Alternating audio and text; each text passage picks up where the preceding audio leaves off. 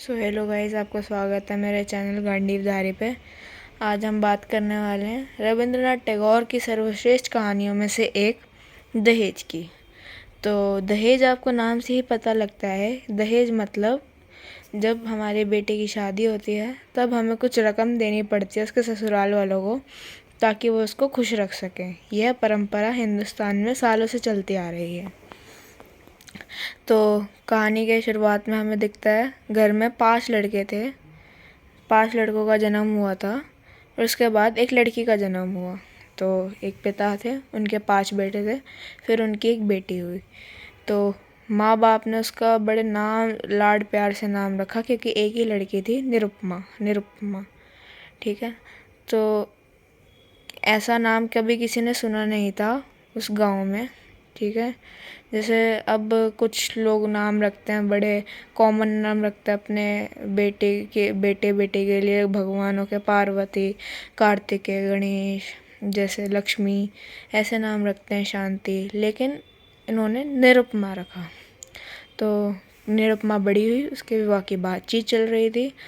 उसके पिता रामसुंदर मित्र ने, उसके पिता ने उसके मतलब जैसे दोस्त वगैरह होते हैं, उनसे उन्होंने खोज करवाई कि मेरी लड़की के लिए कोई लड़का ढूंढो। तो उन्होंने बहुत ढूंढा, तो उनको खोज करने पे एक अच्छा लड़का मिला, राय बहादुर, जो मतलब जिसके ज़मीन वगैरह बहुत कम रह गई थी, पर ख़ानदानी था, मतलब अच्छे ख़ानदान से था, ठीक है।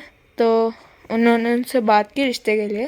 तो रिश्ते में उन्होंने कहा कि आप दहेज दे देंगे। तो अब रामसुंदर जी ने कहा कि आप बिल्कुल चिंता मत कीजिए, आप जितनी रकम मांगेंगे हम उतना दे देंगे, ठीक है। तो उन्होंने 10,000 रुपये की रकम मांगी।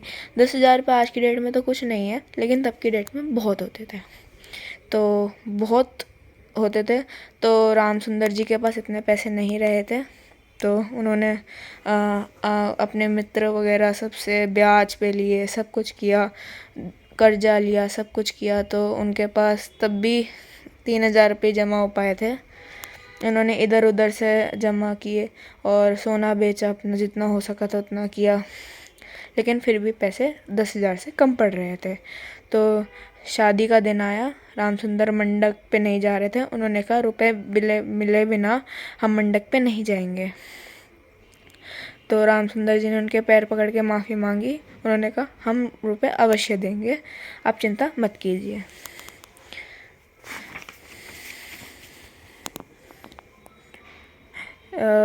तो राय बहादुर जी ने, जो लड़की का जो पति था, उसने कैसे ना कैसे करके अपने दिल को मनाया और शादी के मंडप पे बैठ गया। तो अब शादी हो गई, लड़की अपने घर गई। ससुराल में चर्चा होने लगी, लड़की बहुत सुंदर आई है। लेकिन कहीं ना कहीं उसके मन को बड़ी उदास सा रहती थी, क्योंकि उसके पिता हमेशा चिंतित रहते थे, क्योंकि उनको पैसे नहीं जुट पा रहे थे। और लड़की में बातचीत होती थी कि पिता ने अभी तक दहेज नहीं दिया है, अब क्या करेंगे। तो लड़की भी उदास रहती थी और पिता भी उदास रहते थे। उधर अब क्या करें, पिताश्री यहाँ पैसे नहीं जुटा पा रहे थे। उन्होंने बहुत कोशिश की, इधर उधर से जमा किए, लेकिन फिर भी नहीं जुटा पा रहे थे। अब जुटा पा नहीं रहे थे वो तो अलग बात है, लेकिन जो कर्जा चढ़ गया था वो भी बहुत ज़्यादा था, उसका ब्याज भी देना मुश्किल हो रहा था उनके लिए। उन्होंने बहुत कोशिश की, लेकिन अब कुछ नहीं कर पाने के बावजूद वो हर दिन दुखी रहते थे। तो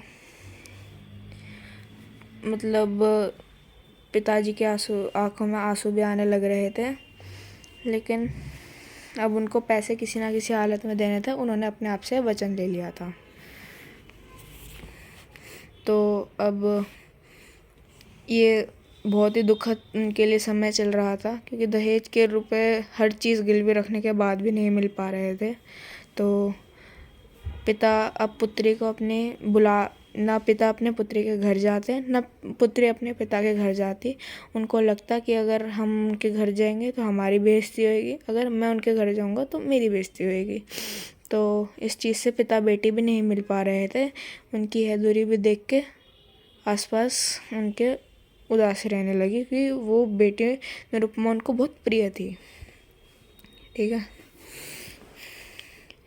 तो जब एक दिन पिता अपने बेटी के ससुराल गए, उन्होंने जितना हो सका था उस समय में अपना जोड़कर एक रुमाल में लपेट के ले गए और उनको उनके ससुराल वालों को दिए। तो ससुराल वालों ने कहा, हाँ हमें पता ही था आप इतना दे सकते हैं, चलो कुछ नहीं होता। तो पिताजी ने कहा, नहीं मैं आपको ज़रूर दूंगा। तो पिताजी ने तब केवल 3,000 रुपये में 3,000 के नोटों को देखकर राय बहादुर को ठेका लगाया।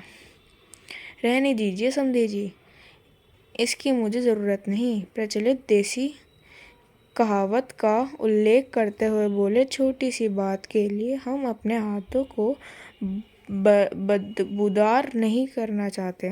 उन्होंने कहा कि क्या पता हम कलंकित नहीं होना चाहते कि हमने दहेज वगैरह मांग के ये सब किया। तो पिताजी को बड़ी ठेस पहुंची। तो फ्रेंड्स, अब आगे की कहानी अगले पार्ट में देखी जाएगी। आप मेरे चैनल गांडीव धारी को सब्सक्राइब कर दीजिए प्लीज़।